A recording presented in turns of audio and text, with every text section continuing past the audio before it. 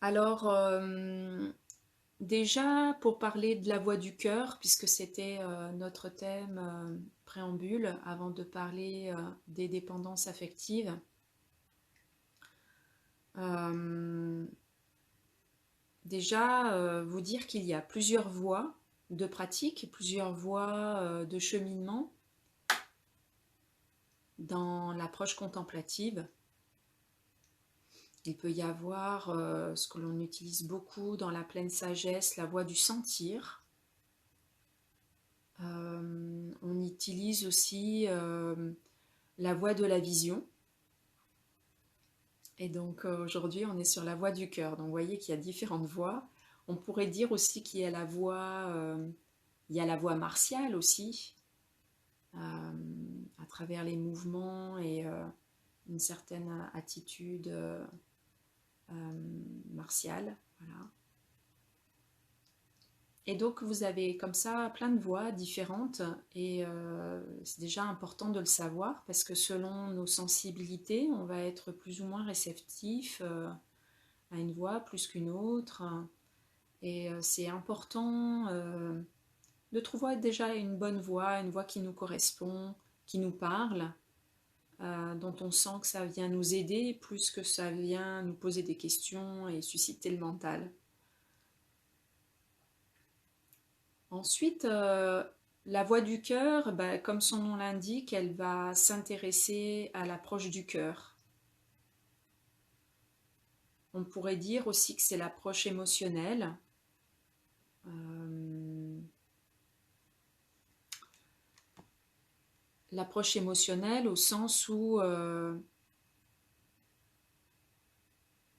va utiliser euh, des pratiques méditatives comme moyen habile. Ce sont des outils d'une certaine façon pour arriver à réaliser ensuite notre bon fond. Donc on va prendre cet axe-là en fait.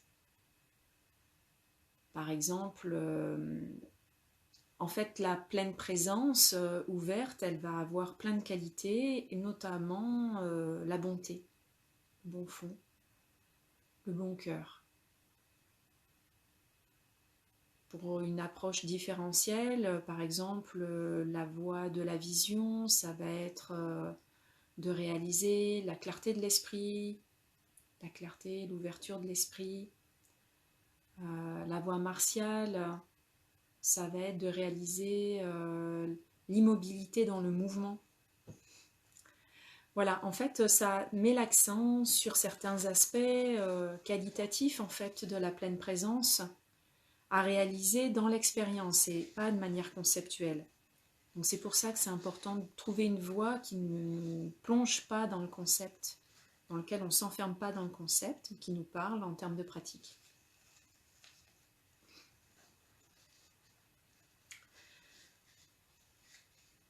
Les pratiques du cœur, il y en a plein, de différents degrés. Il peut y avoir des pratiques sur l'attention, il peut y avoir des pratiques d'ouverture, il peut y avoir des pratiques accueillir-offrir. Donc on retrouve en fait le florilège d'approches plus ou moins directes.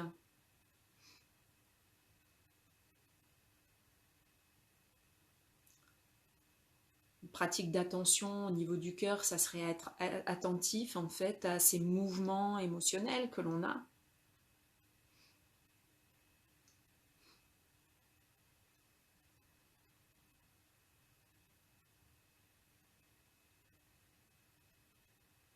Et je parle bien de mouvement, c'est-à-dire d'être attentif à ce qui vient se lever et qui vient disparaître spontanément, en fait, sans qu'on intervienne. Bon, remarquez que c'est quand même déjà... voilà, ça suppose déjà un certain entraînement, mais il y a des personnes qui vont être très empathiques et pour qui c'est vraiment naturel cette attention et ça leur demande très peu d'efforts. Et donc du coup, pour développer l'attention, ça va être un moyen adapté pour elles, plus que finalement de poser son attention sur le souffle ou sur une sensation physique. Les pratiques d'ouverture, ben, le cœur est ouvert, hein. Donc ici, il s'agirait en fait de trouver cet espace ouvert qu'il y a tout au fond de nous, en prenant le chemin de la bonté, donc d'aller se reconnecter avec cette bonté pour se rendre compte qu'elle n'est pas localisée. Nous, on pointe souvent le centre de la poitrine, le cœur sensible, au niveau du centre de la poitrine, mais en fait, si on se laisse complètement aller dans cet espace du centre de la poitrine et qu'on se laisse plonger dans le cœur, on se rend compte qu'il n'y a pas de fond en fait. On parle de bon fond, mais c'est un fond qui n'a pas de fond, qui est sans fond. Et donc c'est en ce sens-là que l'on découvre cette ouverture.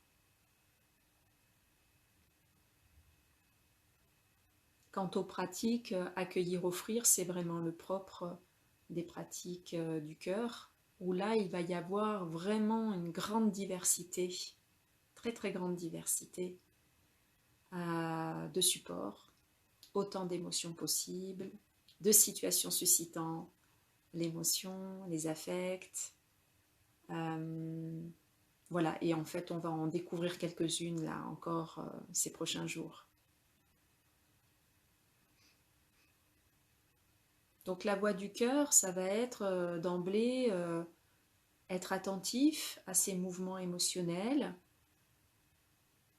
dans une observation légère qui laisse être, apparaître, disparaître, comme on le ferait avec le souffle, qui permet petit à petit de découvrir la profondeur justement de ce cœur qui est sans fond, d'apprendre à se familiariser avec ce sans fond, c'est-à-dire que souvent au début on va le toucher du doigt, ça peut être vertigineux. Aussi, plus on rentre profondément, plus les sensations deviennent subtiles, lointaines presque. Et ici, l'objet, ça va être petit à petit d'apprendre en fait à se familiariser avec ce volume émotionnel faible, se rendre compte qu'en fait c'est très vivant et il peut ne pas être perçu d'émotion et pourtant c'est vivant. Et finalement de complètement se laisser aller, se laisser se dissoudre dans cette ouverture. Et ensuite, dans la vie quotidienne, d'apprendre à accueillir tous ces mouvements, d'apprendre à accueillir aussi les autres, notre environnement. L'environnement est vraiment beaucoup soumis à ces mouvements émotionnels et porte à certaines réactions aussi. Et donc d'apprendre à rester dans cette compréhension du cœur plus qu'une compréhension du mental. Par des pratiques de rappel, voilà, dès qu'on rencontre quelqu'un, d'être dans cet accueil du cœur, pas du mental. Si on a tendance à être dans le jugement, être dans l'observation, j'allais dire presque conceptuelle, parce qu'on décortique, voilà, on est tellement habitué à décortiquer visuellement, décortiquer au niveau auditif, d'essayer d'imaginer ce que l'autre sent, plutôt que d'être juste dans son propre ressenti. Donc ici, c'est d'apprendre à lâcher ses habitudes mentales, conceptuelles, pour revenir à la réalité de la sensation émotionnelle, telle que c'est, de la réalité de notre degré d'ouverture du cœur, par exemple, quand on rencontre un tel ou un tel. Voilà, ça c'est la voix du cœur avec ses différentes possibilités de pratique, que ce soit sur le coussin ou dans la vie quotidienne. Et donc pour en revenir à notre deuxième aspect qui sont les dépendances affectives. Si vous regardez bien, pour la grande majorité d'entre nous, ce qui nous fait souffrir, c'est souvent ça, c'est cette quête affective. Alors pourquoi la grande majorité d'entre nous, si ce n'est de dire tout le monde, est soumis à cela? Parce que en fait, vous savez, dans les souffrances, il y a différents degrés. Il y a, pour faire très simple, il y a le degré relatif, oui, relatif, et puis il y a une vision plus profonde de la souffrance. Dans ce qui est relatif, ça va être vraiment lié à nos attachements, à ce que je veux pas, ce qui me paraît important, de ce qui ne me paraît pas important, ce à quoi je m'accroche. Et comme on l'avait déjà vu à d'autres moments, tout passe. Il n'y a rien qui soit figé. Cela veut dire qu'en fait, on va passer notre temps à nous agripper après certaines expériences, certaines particularités de notre environnement. On va courir aussi après des choses, on va être en quête d'un certain nombre de choses. On va fuir aussi d'autres choses, ne comprenant pas que les choses de toute façon elles arrivent, elles repartent et qu'on n'y peut pas grand-chose finalement. C'est comme ça. La vie est relative, dans sa relativité est comme ça. Ça, c'est déjà un premier degré en fait de souffrance, en fait, de voir qu'on est sans cesse dans une course perpétuelle, ça prend beaucoup d'énergie, c'est très fatigant. Et un degré beaucoup plus profond, qu'on n'évoque peut-être pas beaucoup, si ce n'est dans les voies spirituelles, c'est cette sensation d'être sans cesse incomplet. En fait, il n'y a rien... très difficilement, il n'y a rien qui va venir complètement nous satisfaire. Il y a toujours un truc qui nous manque. Et c'est très profond, si on regarde bien, c'est pas juste une question de matériel ou de personne, c'est vraiment très profond. Et à la fois, si on a cette quête, c'est que quelque part, on sait que c'est possible de se sentir complet, dans la plénitude. Voilà, on a plein de termes maintenant dans chaque langue pour expliquer un peu, pour mettre des mots sur cette expérience de plénitude, de complétude.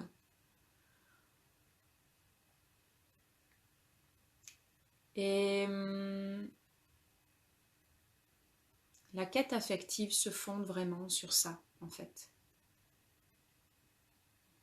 Dans la vie quotidienne, on va s'accrocher à tout un tas d'explications, j'ai pas de conjoint, j'ai pas d'enfant, j'ai pas de reconnaissance sociale, j'ai pas plein de choses, j'ai pas suffisamment plein de choses. Mais en fait, si on regarde, même si on avait tout ça, il y aurait quand même encore quelque chose qui ne nous conviendrait pas, qui serait pas totalement satisfaisant, sauf à certains moments très fugaces où en général, on n'a pas forcément hyper conscience de cette complétude. C'est-à-dire que c'est pour ça qu'on reste en fait dans cette illusion qu'il faudrait avoir tout un tas d'expériences relationnelles, etc., pour atteindre cet état de complétude qui en fait ne vient pas par ce biais-là. Il vient quand justement on arrête de courir. Et c'est là où on en revient que arrêter de courir, ben, c'est ce que nous propose la pratique de méditation, c'est ce que nous propose la voie du cœur. Et finalement, découvrir que cet état de complétude, elle est en nous, elle a toujours été en nous, et c'est simplement parce qu'on ne prend pas refuge en cette réalité-là. On préfère prendre refuge dans notre mental, en fait. On préfère prendre refuge dans notre personnage, qui se vit comme séparé de tout le reste. Et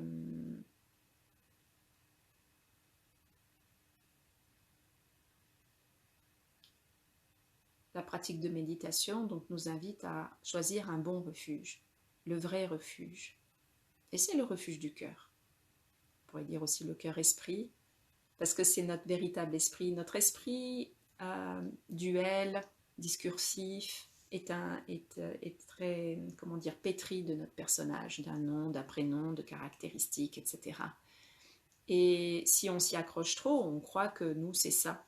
Mais ça ne sont que des étiquettes, et elles sont très utiles. Il n'y a rien à rejeter à ça, hein, bien entendu. Hein. C'est très, très utile. Dans le quotidien, il faut savoir répondre à son prénom. On a des interactions sociales. Voilà, il ne s'agit pas de rester dans une espèce de confusion, dans une quête d'absolu qui serait que l'absolu. L'absolu n'existe que parce qu'il y a du relatif. Sinon, il ne peut pas s'expérimenter, il ne peut pas être reconnu comme tel. Donc ici, ça va être de plonger dans notre cœur et de découvrir qu'il y a là tout en fait. Quand on reste complètement détendu, ouvert, eh bien on pourrait dire c'est bien heureux et c'est bien suffisant. Et, euh, et c'est surtout, c'est sans fond, donc euh,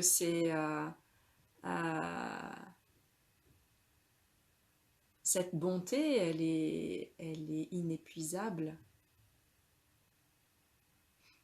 Et elle va venir, quand on prend refuge en cela, s'exprimer de manière adaptée dans la vie quotidienne, parce qu'on n'est plus en quête d'affection.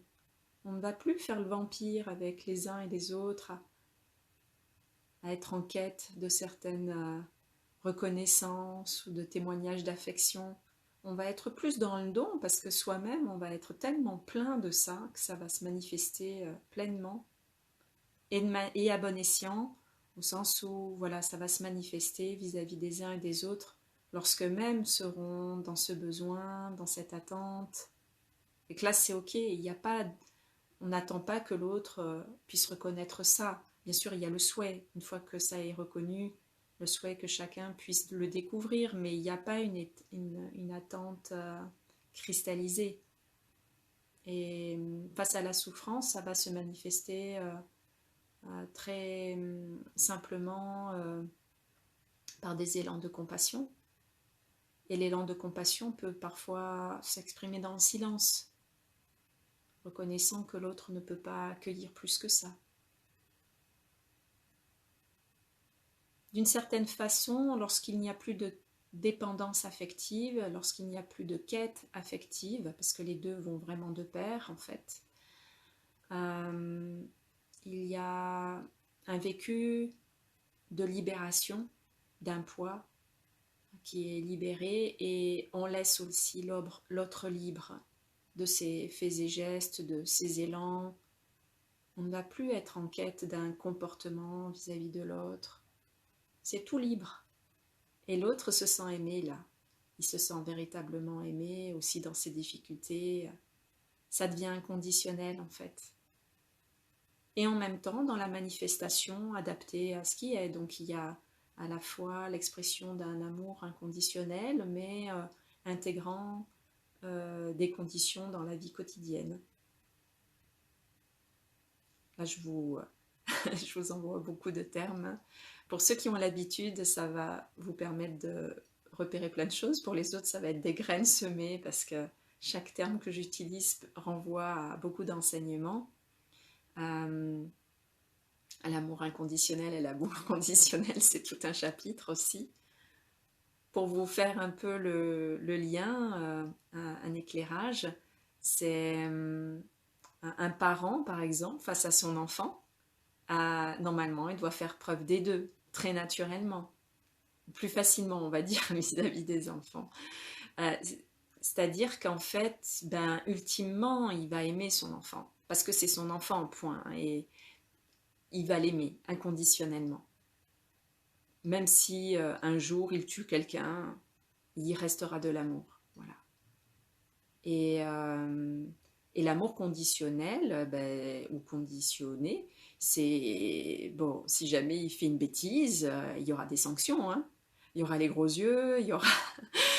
Euh, oui, si jamais il se met en danger, il faudra réagir vite et peut-être de manière un peu brusque. Mais la situation l'exige. Et c'est une réaction d'amour. Voilà.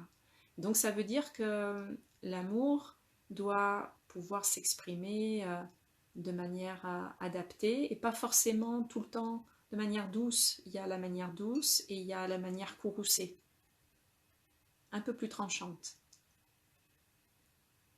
C'est ce qui permet le sentiment de sécurité dans les relations aussi, hein, pour les enfants. Voilà, on est allé un petit peu plus loin que la question de la dépendance affective, de la quête affective et de la voix du cœur, mais tout cela se découvre au cours de la pratique.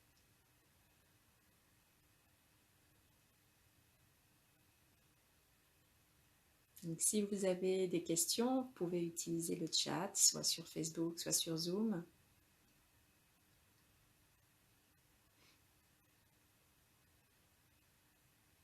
Comme il y a une nouvelle personne sur Zoom, pour déposer les questions, il faut aller au bouton en bas de l'écran. Il y a marqué Converser.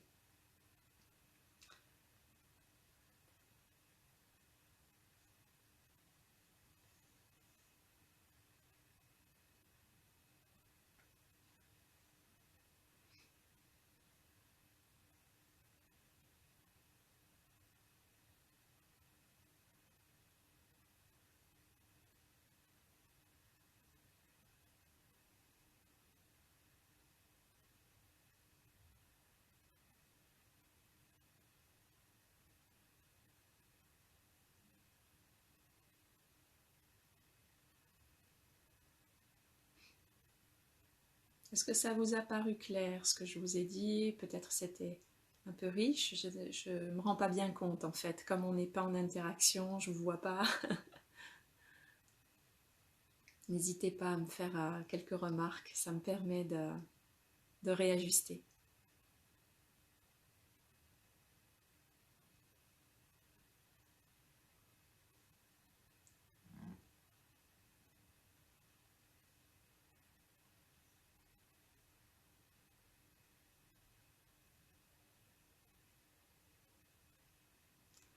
Alors là, il y a un témoignage. J'ai l'impression que le fait de m'accepter et de m'aimer moi-même un peu plus porte ses fruits concernant ma quête affective. Est-ce une bonne piste? Ben oui, ben oui. En fait, il y a une progression dans la pratique et dans la réalisation, comme toujours, hein.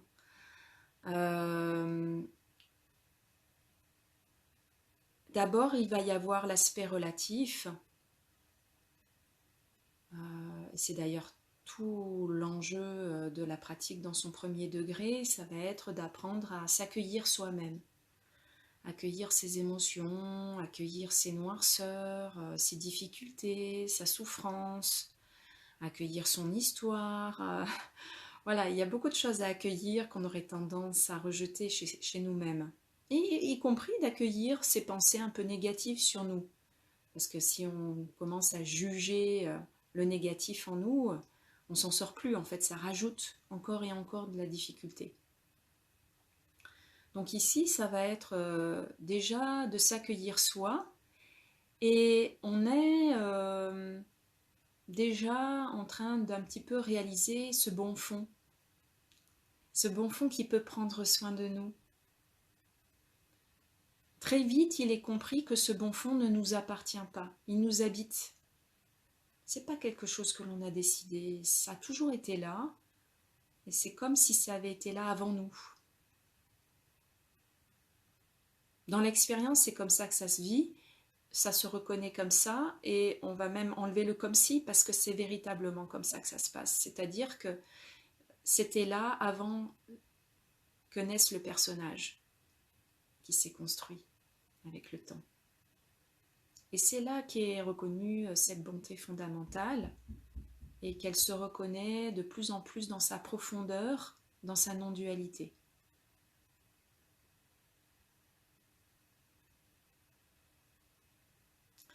Alors, je vais essayer de prendre dans l'ordre de passage. Oui, j'ai besoin de laisser reposer. Je n'ai pas tout de suite de questions qui viennent. C'est très bien. C'est bien d'apprendre en fait l'écoute profonde et la parole profonde, c'est-à-dire de sentir ce qui est juste à énoncer dans l'instant. Et oui, l'écoute profonde, ça fait partie de la voix du cœur. Oui, tout à fait. C'est la voix du cœur, c'est la voix de beaucoup de thérapeutes aussi, parce qu'on s'intéresse beaucoup aux émotions. Alors, est-ce à dire que c'est le centre de la pratique de l'écoute profonde? Moi, je dirais que c'est plutôt l'inverse, c'est-à-dire que l'écoute profonde est le centre de la voix du cœur.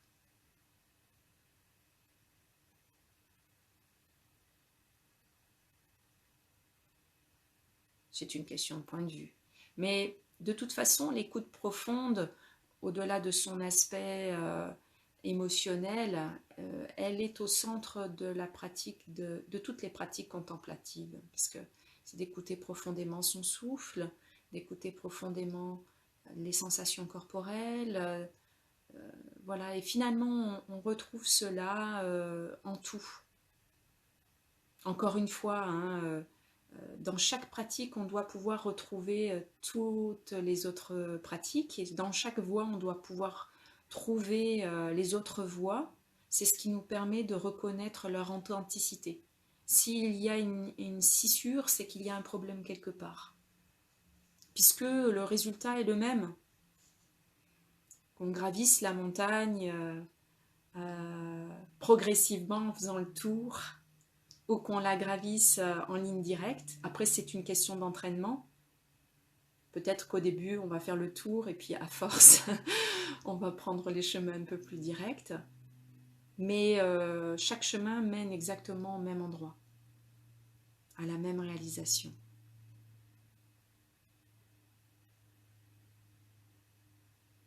Ah, il y a quelqu'un qui est arrivé en retard, mais ça n'est pas grave parce que de toute façon, comme ces rencontres sont enregistrées, alors ça met beaucoup de temps pour moi de remettre en ligne nos échanges parce que je fais un petit peu de découpage pour que ce soit pas trop long et d'aller à l'essentiel, mais tout après sera en ligne sur YouTube. Et puis pour ceux qui sont sur Facebook, de toute façon, je laisse en ligne. Donc chacun pourra y revenir, le revisionner à un moment opportun. Bon, ça a l'air d'être assez clair pour chacun. Il est déjà 11 heures. Est-ce qu'il y aurait une personne qui hésiterait encore à se lancer? Parce que sinon, on va clôturer ainsi.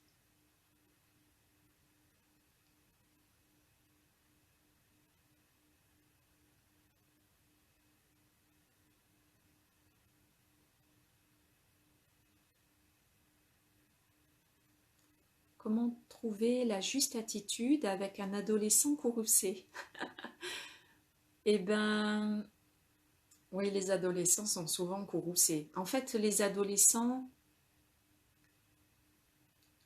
sont dans une phase d'apprentissage, d'affirmation d'eux-mêmes. Donc, ils se cherchent, ils essayent de se trouver une personnalité qui leur convienne. Et ça peut se faire, cette personnalité, quand, en tout cas dans la plupart du temps, en se posant dans la différence, en se distinguant.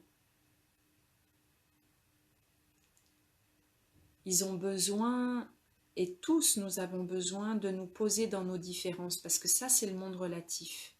C'est d'accepter que tous, nous sommes différents.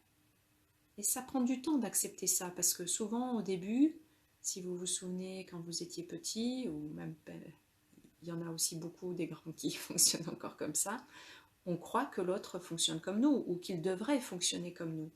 Donc il y a cette nécessité d'apprentissage qu'on est différent. C'est une étape, elle est douloureuse, et c'est une fois qu'est compris qu'on est différent sur le plan relatif que l'on pourra aussi comprendre que cette similitude se trouve au niveau absolu. Donc pour pouvoir accueillir ça, déjà de le comprendre, que l'autre est en train de, que l'adolescent est en train d'apprendre quelque chose, ça prend du temps, c'est pas évident, parce que la différence est insécurisante. Donc il y a de la peur, il y a du désarroi, il y a de l'incompréhension. Et donc déjà d'être dans cette compréhension, dans cette compassion, et après dans la compassion et dans cette compréhension, entendu que tout est normal, même si parfois c'est un peu bruyant. Je ne parle pas des cas pathologiques évidemment. Bon, il s'agit de faire confiance que l'adolescent arrivera à trouver son chemin. Et que peut-être l'aide et l'accompagnement doivent passer par quelqu'un d'autre que le parent. Aussi, ça c'est très important. Voilà, après, si ça devient un petit peu plus pathologique, si c'est trop cristallisé, j'entends, hein, c'est pas, je parle pas forcément de problème psy, mais si la relation devient houleuse, violente, etc., ben, il y a sans doute besoin d'un tiers. Quelqu'un qui n'accepte pas que je puisse m'écouter, aller à mon rythme, veut à tout prix avoir ce qu'il veut, et en dépendance affective. Rester aligné face à cela et comme faire face. Alors là, il y a un drôle de mot. À un orage peut-être, oui, parce que là... Donc, quelqu'un qui n'accepte pas que je puisse m'écouter. Oui. Quelqu'un qui n'accepte pas que je puisse fonctionner dans mon style par rapport au sien.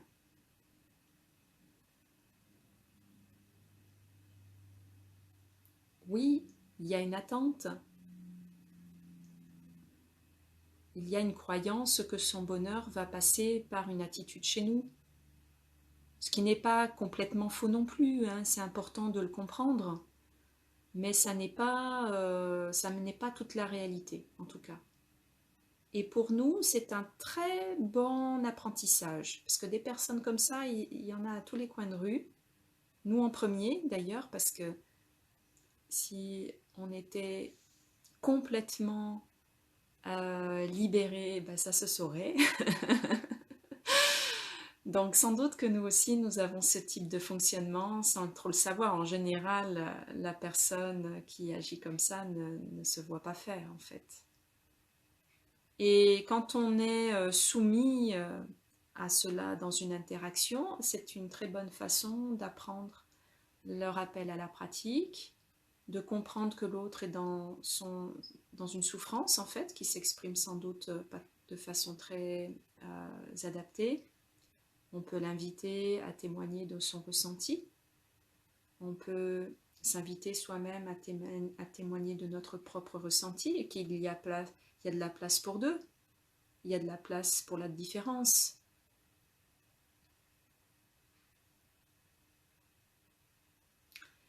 Et oui, il y a certaines pratiques qui sont compliquées dans la vie quotidienne parce qu'elles sont énergétiquement très fortes et que c'est pour ça qu'on s'entraîne sur le coussin, en assise. C'est le petit bain. Et donc une pratique qui serait très adaptée, ce serait d'imaginer cette personne en face de nous.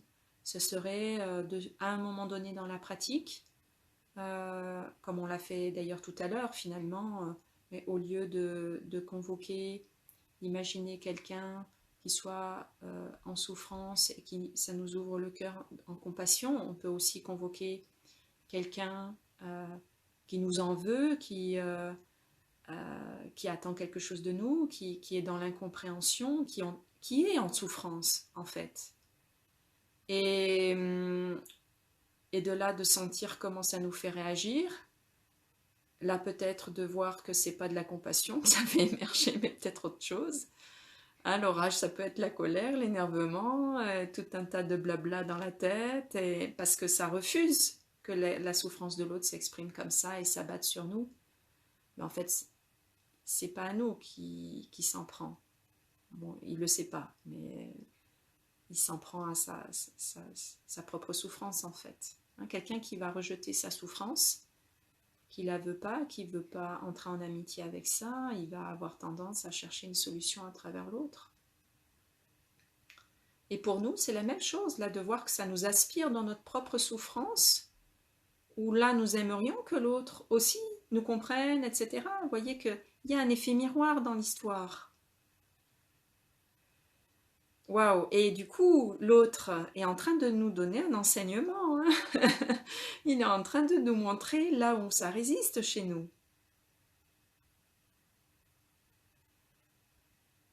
Si on est tout à fait établi dans son bon cœur, c'est complètement ok. On comprend que l'autre peut pas réagir autrement. Mais c'est ok. Ça ne nous fera pas de mal, en fait. Parce que nous, on reste dans le discernement.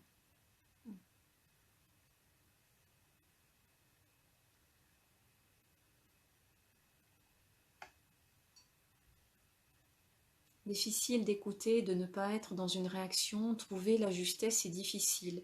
C'est ce que l'on apprend à travers l'écoute profonde, en fait. On apprend à ne pas réagir de suite. Et quand on parle d'apprentissage, ça veut dire qu'il faut aussi accepter qu'au début, on n'y arrive pas. Il faut aussi accepter que même au milieu, et même de manière avancée, il va y avoir encore des situations qui vont nous faire réagir. Et c'est d'apprendre à développer beaucoup de tendresse vis-à-vis de ces réactions chez nous, plutôt que de nous juger ou d'exiger de nous quelque chose dont on n'est pas capable aujourd'hui. Paradoxalement, c'est cette voie-là qui va être opérative. Parce que quand on développe de la tendresse vis-à-vis de ces réactions névrotiques, finalement ça rajoute de l'huile sur le feu, développer de la tendresse vis-à-vis de ça nous invite en fait à lâcher dans l'instant. Dans l'instant, ça lâche. Dans l'instant, on accepte de ne pas y arriver, on abandonne le combat en fait. On accepte que l'autre prenne le dessus d'une certaine façon, même si finalement il prend le dessus sur rien. Hein. On accepte que l'autre ne nous entende pas, ne nous comprenne pas. Donc c'est par la voie de la tendresse vis-à-vis de nos propres difficultés. Il ne s'agit pas d'absolument chercher une justesse. La justesse, elle va venir comme un résultat en fait à cette attitude-là.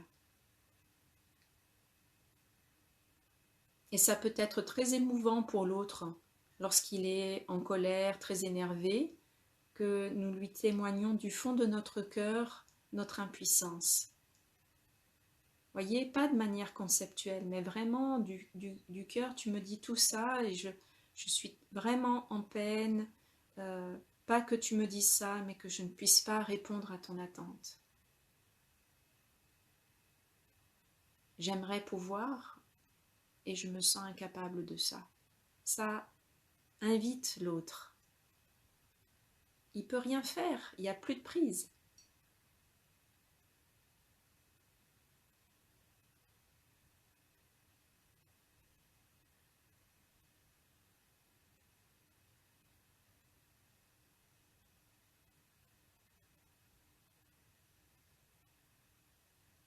Bien.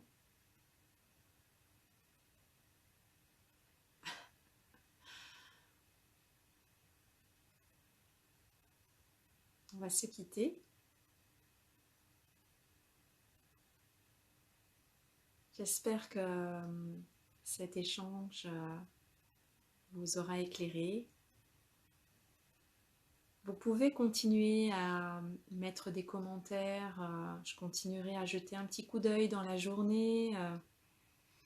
Alors pour ceux qui sont sur Facebook, parce que pour Zoom, c'est pas possible. À partir du moment où on arrête notre rencontre, vous ne pourrez plus.